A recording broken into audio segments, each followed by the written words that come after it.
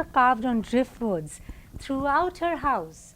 Ganesha dancing, Ganesha sleeping, baby Ganesha with its umbilical cord attached to the mother, Ganesha in meditative posture, Ganesha dancing, Ganesha looking ugra, just everywhere. It's amazing.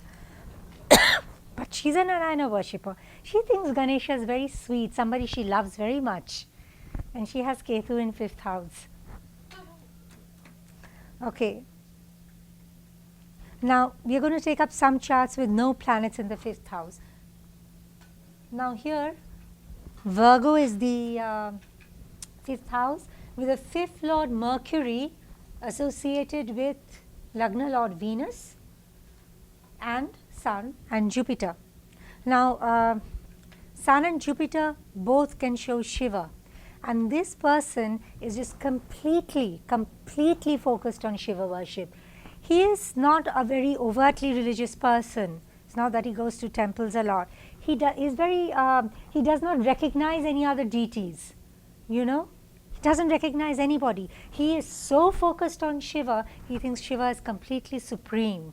And he just chants one mantra, Om Namah Shivaya, all the time, 6th house, Charakshari mantra.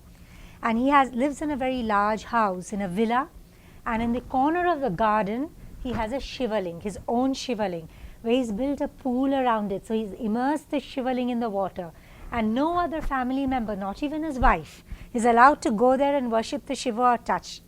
So he wakes up early in the morning and he puts a dhoti around him. He has huge Rudraksha beads and he carries flowers. He picks flowers from his garden and he will walk to the Shivalinga, does his worship, and he comes back. And when he chants the mantra, he doesn't do it quietly, he does it so loudly. He's very proud, you know, like, I am the Shiva worship, I am Lord Shiva's son. So everybody should know that, and the whole house kind of echoes when he chants Om Namah Shivaya. Very interestingly, if you see his Navamsha, he has Vargottama Lagna, Taurus Lagna with moon in Lagna over there. And the particular, his village deity is Lord Somnath, who is established, who is a Jyotirlinga established in Western India, and that is represented by the moon. Soma is the moon. So moon in Vargottama Lagna in Navamsha, depicting Lord Somnath. And you would see Lagna Lord conjoined 5th Lord, total oneness with the deity.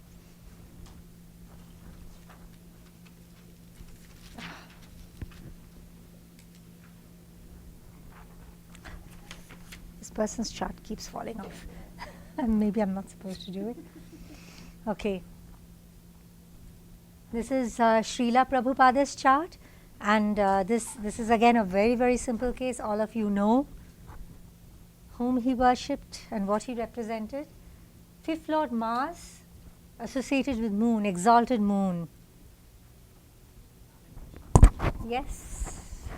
Now, if you follow the Prashnamarga principle of the Drashkanas of the 5th signs, Vishnu avatar, Vishnu, Krishna, straight away. Of course, you know, you have other indications also. Please remember when I'm saying these, that these are not the only indications for the person's worship.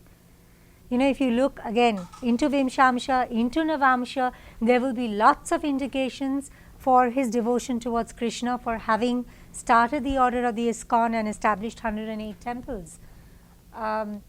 There is Venus, Mercury over there showing Radha Krishna. But my point here is just to take the 5th house and the 5th Lord, just to show that this applies. Oh, there is one yoga in this chart which is very specific. Yeah. Lord in the 9th, yeah, okay. Visti has corrected this on me, that it's, I think, Parasara's dictum, that if Lagna Lord is in the 9th house, it would show Vishnu Bhakti. Okay, another SJC Guru. Here's the chart.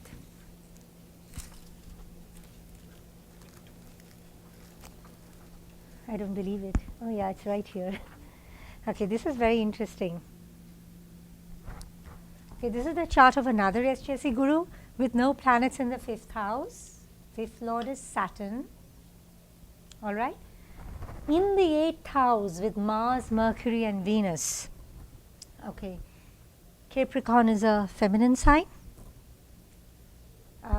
He primarily worships Mahalakshmi, because what we are doing here is we are seeing the association of the 5th Lord with the other planets. Like for Srila Prabhupada's chart, we saw association of Mars with exalted moon. We saw the